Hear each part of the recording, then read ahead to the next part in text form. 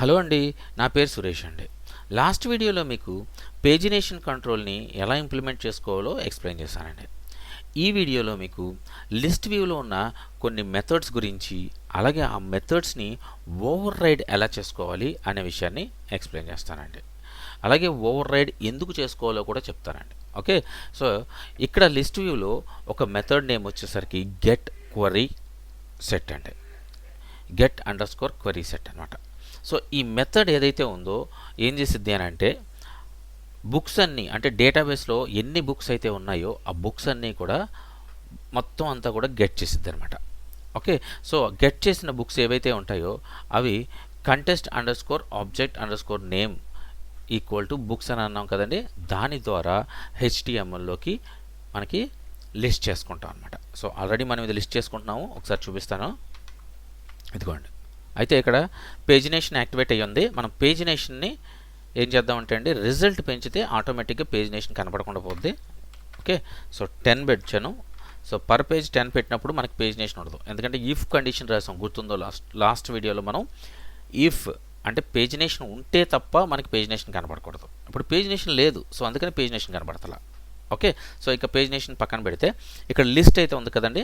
So ఈ list డేటాబేస్లో ఎన్ని బుక్స్ అయితే మనం యాడ్ చేసామో కంప్లీట్గా వస్తున్నాయండి. ఓకే, సో ప్రతిదీ కూడా మనకి ఇక్కడికి వచ్చేస్తున్నాయి. కానీ ఇందులో ఒక 2-3 బుక్స్ డ్రాఫ్ట్స్లో పెట్టానండి. డ్రాఫ్ట్స్ ఏంటి అని అంటే ఒకసారి మోడల్ చూపిస్తాను. ఇదిగోండి, మోడల్లో డ్రాఫ్ట్ పబ్లిష్డ్ అని పెట్టానండి. ఒక 2 బుక్సో 3 బుక్సో డ్రాఫ్ట్లో పెట్టాను, మిగతావన్నీ కూడా పబ్లిష్ చేస్తాను అనమాట. అయితే ఇప్పుడు మనకి ఏదైతే మనకి చెప్పానో మీకు ఒక query get underscore query set అని ఒకటి చెప్పానో, అది ఏం చేస్తుంది అంటే అండి, డిఫాల్ట్గా మనకి బుక్స్ అన్ని డేటాబేస్లో ఎన్ని బుక్స్ ఉంటే అన్ని బుక్స్ తెచ్చేసుకుంటుంది. అన్నీ కూడా మనం డిస్ప్లే చేసేస్తున్నాం. కానీ మనకు కావాల్సింది దాన్ని ఫిల్టర్ చేయడం కావాలి. సో అలాంటి సందర్భంలో ఈ మెథడ్ని ఓవర్ రైట్ చేసుకోవచ్చు అనమాట అండి. సో ఎలా చేసుకోవచ్చో చూపిస్తానండి. Def get underscore query set. Okay, so ఇక్కడ మనకి ఇది అవసరం లేదు. ఓకే, సో అలాగే దీనికి ఒక వేరియబుల్ ఇచ్చుకుందామండి. So query equal to, so ఇక్కడ ఏం జరుగుతుంది అని అంటే అండి, ఈ get underscore query set అనేది ఒక మెథడ్, లిస్ట్ వ్యూలో ఒక మెథడ్ అనమాట. ఆ మెథడ్లో ఎలా రాస్తుంది అని అంటే, ఇదిగోండి చూడండి, ఇక్కడ నేను రాసి చూపిస్తాను మీకు. Book dot objects dot all ఇలా రాస్తుంది. సో దీనివల్ల ఈ క్వరీ వల్ల మనం ఆల్రెడీ ఫంక్షనల్ బేస్డ్ వ్యూస్లో ఇలాంటి క్వరీ రాసాం. సో దీనివల్ల ఏం జరుగుతుందండి, అన్ని బుక్స్ డేటాబేస్లో ఎన్ని బుక్స్ అయితే ఉన్నాయో అన్ని బుక్స్ కూడా మనకి డిస్ప్లే అయిపోతాయి ఫ్రంట్ ఎండ్లో. బట్ మనకు అలా కాదు, మనకు కావాల్సింది ఆ బుక్స్లో ఓన్లీ పబ్లిష్ అయిన బుక్స్ మాత్రమే కావాలి. అలాంటప్పుడు మనం ఇది ఏదైతే మెథడ్ ఉందో ఆ మెథడ్ని ఓవర్ రైట్ చేస్తాం అనమాట అండి. ఓకే, సో ఎలా ఓవర్ రైట్ చేస్తామంటే ఇక్కడ చూడండి, క్వరీ ఈక్వల్ టు సూపర్ అన్నాను.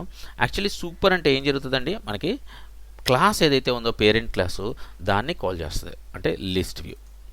దాంట్లో ఒక method dot get query set. So దాంట్లో ఈ మెథడ్ని కాల్ చేస్తున్నాం మనం.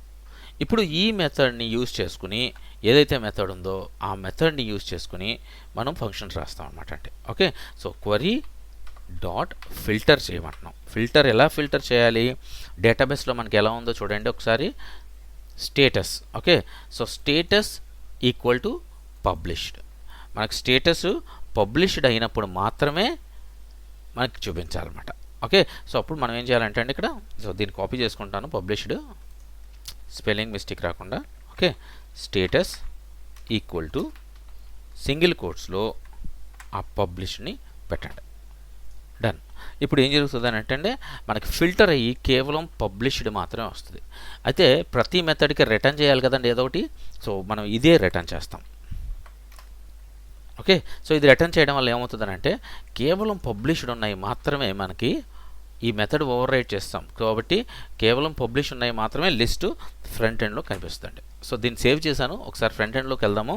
సో 9 అయితే ఉన్నాయి మనకి. ఇప్పుడు చూడండి తగ్గిపోయింది లిస్టు. 1 2 3 4 5 6 7 వచ్చినాయి. అంటే నేను 2 డ్రాఫ్ట్స్లో పెట్టాను అనమాట.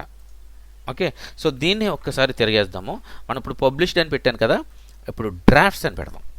ఆ 2 రావాలి మనకి, అంతే కదండి. ఇదిగోండి సేవ్ చేశాను, రైట్, రిఫ్రెష్. ఎస్, ఇదిగోండి ఈ 2 వచ్చినాయి. అంటే ఇప్పుడు ఈ 2 మనకి డ్రాఫ్ట్స్లో ఉన్నాయి, అందువల్ల అవి ఫిల్టర్ అయ్యి పబ్లిష్డ్లో కనిపించలేదు. ఓకే, సో ఇప్పుడు అండూ చేసేస్తాను, పబ్లిష్డ్లోనే పెడదాం మనం. సో లిస్ట్ కనిపిస్తుంది మనకి. ఓకే, 7 లిస్ట్ కనపడుతుంది. సో ఇలాగా డిఫాల్ట్గా ఉన్న ఒక ఫంక్షన్ని ఓవర్ రైట్ చేసి మనకి నచ్చినట్టుగా మార్చుకోవచ్చు అనమాట అండి. సో ఇలాంటివి ఎలాంటి ప్లేస్లో యూజ్ చేయొచ్చు అంటే యూజ్ కేసెస్ అనమాట అండి. ఎలాంటి ప్లేస్లో యూజ్ చేయొచ్చు అంటే ఫర్ ఎగ్జాంపుల్ మనం ఒక ఈకామర్స్ సైట్లో ప్రైస్ సార్టింగ్ చేస్తున్నాం అనుకోండి, అలాగే మ్యాక్సిమం మినిమం చేస్తున్నాం అనుకోండి, లేకపోతే కేటగిరీ వైజ్ చేస్తున్నాం అనుకోండి. సో ఇలాంటి వాటిలో అన్నిటికీ ఉపయోగపడుతుందండి. అంతేకాకుండా ఫర్ ఎగ్జాంపుల్ ఈ స్టేటస్ అనే కాదండి, యూజర్ బేస్డ్ పోస్టులు చూపించాలనుకోండి, అంటే నేను పోస్ట్ చేసినవి మాత్రమే చూపించాలి, పక్కోడు పోస్ట్ చేసినవి మాత్రమే వేరే వాళ్ళకి చూపించాలి, లేదా వాడికే చూపించాలి.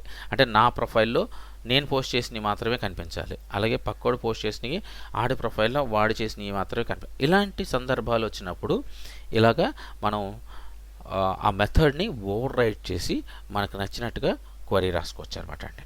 ఓకే, సో ఇప్పుడు మీకు అర్థమైందని అనుకుంటున్నానండి get_query గురించి. ఓకే, సో ఇప్పుడు ఇంకొకటి చెప్తానండి. ఇప్పుడు get_query అనే మెథడ్ ఏదేం చేస్తుంది, మనకు తెచ్చి డేటాని బల్క్గా తెచ్చిస్తుంది. సో దాన్ని మనం ఏం చేస్తాం, ఫిల్టర్ చేసి పబ్లిష్డ్ ప్రకారం తెచ్చేయమని చెప్పేసి ఓవర్ రైట్ చేస్తాం. ఓకే, సో ఇక్కడ ఇంకొకటి ఉంది చూడండి, contest object name. Okay, so దీన్ని కూడా ఓవర్ రైట్ చేసుకోవచ్చు అండి, ఈ మెథడ్ కూడా. ఓకే, సో ఈ మెథడ్ని ఎందుకు ఓవర్ రైట్ చేసుకోవాలి అని అంటే ఫర్ ఎగ్జాంపుల్ మనకు వచ్చిన లిస్ట్లో ఇంకా ఎక్స్ట్రాగా ఏదైనా కంటెంట్ పెట్టాలనుకుంటున్నాం. ఓకే, లేకపోతే మన దగ్గర వేరే మోడల్ ఉంది, ఆ మోడల్లో కొన్ని బుక్స్ ఉన్నాయి, ఆ మోడల్ని కాల్ చేసి అందులో బుక్స్ కూడా ఇందులోకి యాడ్ చేయాలనుకుంటున్నాం. ఓకే, ఎగ్జాంపుల్ చెప్తున్నానండి ఇవన్నీ మీకు. ఓకే, సో ఇలాంటి సందర్భాల్లో మనమే అలాగే యూజర్గా స్పెసిఫిక్గా ఒక యూజర్ బేస్డ్ డేటా మాత్రమే మనం తీసుకురావాలనుకుంటున్నాం. సో అలాంటి సందర్భాలు, సో ఇలా యూజ్ కేసెస్ అండి ఇవన్నీ, అంటే ఎక్కడెక్కడ యూజ్ చేయొచ్చు అన్న విషయాలు మీకు చెప్తున్నాను, అంతే తప్ప ఇంకేం లేదు. ఓకే, సో అలాంటి సందర్భంలో మనం ఈ context_object_name చూస్తారా, దాన్ని కూడా ఓవర్ రైట్ చేయొచ్చు అనమాట. సో దాన్ని ఎలా ఓవర్ రైట్ చేయాలి చూడండి, ఇక్కడ def get_contest data. Okay, so మనకి ఇది అవసరం లేదండి, ఇది తీసేద్దాము. సో ఇక్కడ వరకు మనకు అవసరం లేదు, తీసేద్దాం, రైట్. సో ఇక్కడ రౌండెడ్ బ్రాకెట్స్ పెట్టుకోవాలి. అలాగే ఈ రిటర్న్ బదులు ఇక్కడ ఒక వేరియబుల్ నేమ్ ఇచ్చుకుందామండి, context equal to. Okay, so super class పిలిచాము, అలాగే దాంట్లో ఉన్న మెథడ్ తీసుకున్నాం, రైట్. సో ఇప్పుడు మనం ఈ కంటెస్ట్ని యూజ్ చేసుకుని, అంటే మనం ఈ మొత్తాన్ని యూజ్ చేస్తాం అనమాట, ఈ వేరియబుల్లో సేవ్ చేసాం కదండి. సో దీన్ని యూజ్ చేసుకుని ఒక టైటిల్ కావచ్చు, లేకపోతే ఏదైనా డేటా కావచ్చు, లేదా ఒక మోడల్లో నుంచి ఇంకా కొన్ని వేరే బుక్స్ కావచ్చు, రిలేటెడ్ బుక్స్ కావచ్చు, ఏదైనా అవన్నీ. సో అవన్నీ కూడా మన దగ్గర ఉన్న లిస్ట్లోకి యాడ్ చేయొచ్చు అనమాట. సో ఎలా చేయొచ్చో చూపిస్తానండి. సో నేను ఇక్కడ ఎగ్జాంపుల్గా ఒక హెడర్ తీసుకుంటానండి first. Okay, so context single కోట్స్లో హెడర్ అని పెట్టుకున్నాను. సో ఈ హెడరు ఏంటంటే ఒక H1 ట్యాగ్ కింద యూజ్ అవ్వాలి మనకి. సో నేను ఇక్కడ ఏం చేస్తానంటే లిస్ట్ ఆఫ్ పబ్లిష్డ్ బుక్ అని చెప్పేసి పెడతానండి. Okay, published books. సో మనం ఏవైతే ఉన్నాయో అవన్నీ కూడా పబ్లిష్డ్ బుక్స్ మాత్రమే. సో అందుకనే ఒక హెడర్ కింద పెడతానండి, H1 కింద. సో ఓకే, ఇప్పుడు హెడర్ అని మనం HTMLలో పాస్ చేస్తే ఈ టెక్స్ట్ ఏదైతే రాసామో అది మనకి అక్కడ డిస్ప్లే అవ్వాలన్నమాట. ఓకే, సో ఇంకొకటి తీసుకుందాము, టోటల్ బుక్స్ అండి తీసుకుందాం. Okay, so total _books. So మనకి ఒక బుక్స్ కౌంట్ కావాలి. సో బుక్స్ కౌంట్ కావాలి అని అంటే ఇక్కడ మనం మెథడ్ని కాల్ చేసి మోడల్ని కాల్ చేసి objects.count అని చెప్పేసి ఇవ్వాలండి. ఇదిగోండి కౌంట్. సో ఇక్కడ ఏం జరుగుతుందనంటే ఈ మోడల్లో అంటే డేటాబేస్లోకి వెళ్తుంది అనమాట. సో డేటాబేస్లో ఆబ్జెక్ట్స్ ఎన్ని ఉన్నాయి, ఆ ఆబ్జెక్ట్స్ కౌంట్ ఎంత, మనకు ఒక నెంబర్ అయితే తీసుకొచ్చేసి ఈ వేరియబుల్లోకి సేవ్ చేస్తుంది అనమాట అండి. ఓకే, సో ఇప్పుడు మనం దీన్ని HTMLలోకి డిస్ప్లే చేసుకోవాలి. అయితే ఇక్కడ రిటర్న్ చేయాలి కదండి ఏదో ఒకటి. సో రిటర్న్ చేయాల్సింది కంటెస్ట్. ఓకే, మనకి ఇది రిటర్న్ అవుతుంది, అంటే ఉన్న ఫంక్షన్ ఏదైతే ఉందో అది ఆల్రెడీ ఉంది. ఓకే, దానికి ఎక్స్ట్రాగా మనం ఏం చేసామంటే దీన్ని యాడ్ చేసాం. హెడర్ ఒకటి, టోటల్ బుక్స్ ఒకటి. ఇప్పుడు మనకి లిస్ట్ కనబడుతుంది, ఒక హెడర్ కనబడుతుంది, టోటల్ బుక్స్ కనబడుతాయి. సో దానికి ఏం చేయాలంటే HTML పేజ్లోకి వెళ్ళాలి. ఓకే, సో ఇక్కడ H1 ట్యాగ్ ఆల్రెడీ ఉంది మనకి. సో ఇక్కడ 2 కర్లీ బ్రాకెట్స్లో హెడర్ అని ఇచ్చామనుకోండి. ఓకే, ఆటోమేటిక్గా ఆ టైటిల్ ఏదైతే ఉందో అది డిస్ప్లే అయిపోద్ది అనమాట. సో అలాగే మనకు కౌంట్ కావాలి కదండి.